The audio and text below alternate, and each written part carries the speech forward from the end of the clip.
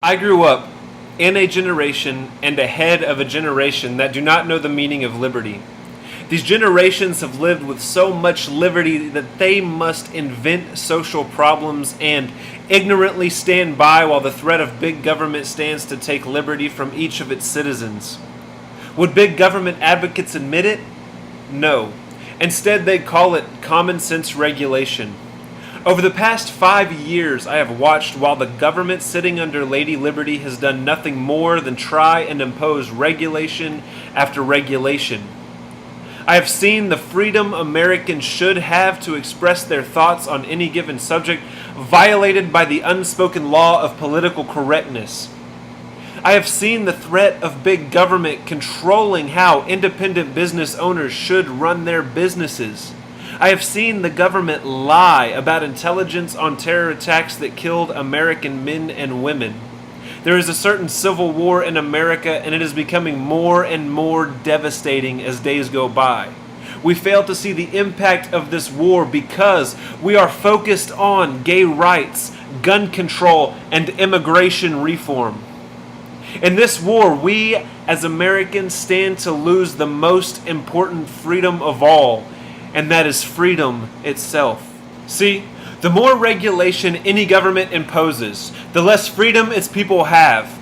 It seems as though politicians, both Republican and Democrat, argue for more regulation, citing tradition and public safety as reason, while our forefathers broke from the tradition of tyranny and placed themselves in harm's way to gain the liberty Americans today devalue so much.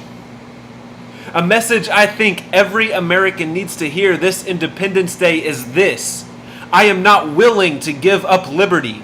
It is for liberty's sake the founders of this nation became rebels, and I fear that if liberty to any degree were prohibited, the American people would stand and fight, citing the Constitution in their defense.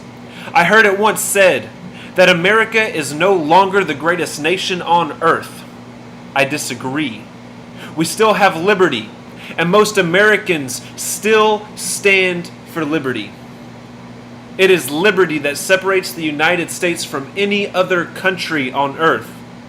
It is liberty that enables us to be Americans at all. So this Independence Day, I hope you will act in the interest of liberty. I hope each of our agendas when we relate to politics will be liberty. After all, in the beginning, God gave us liberty, even allowing us to rebel against Him. Liberty is a part of God's created order, and I will oppose anything else. In the past, the American dream has meant that any one person had the freedom to make a name for him or herself, and had the freedom to serve God in whatever manner he or she deemed appropriate. Today's American dream consists of individuals expecting nothing more than government handouts. Universal religion is being shoved down our throats by the people in power. We forget that, in their prospective times, it was women who ultimately earned voting rights for women. We forget that it was African Americans who were able to earn their own freedom.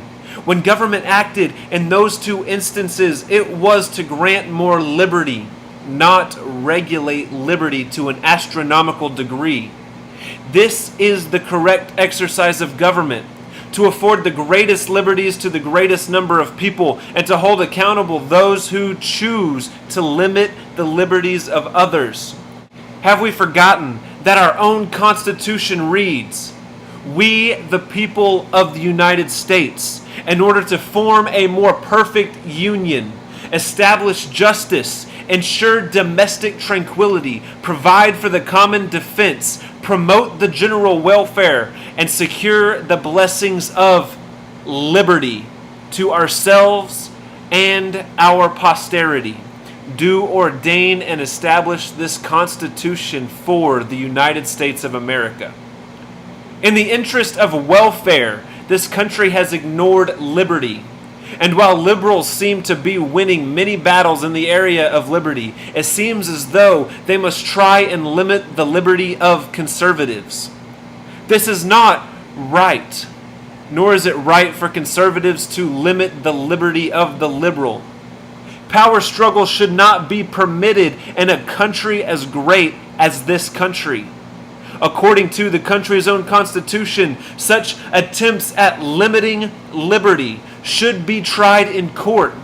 But we have made no law indicating such a measure because many of the individuals writing laws are the same individuals who would undoubtedly be tried for desecrating Lady Liberty.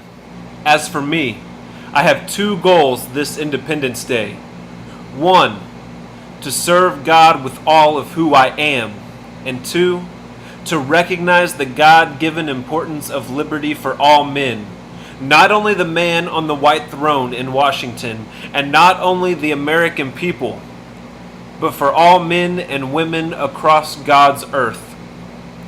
This is not a rant against the United States of America. I love this country. When a nation grows ignorant, though, the people in power will always take advantage of that ignorance.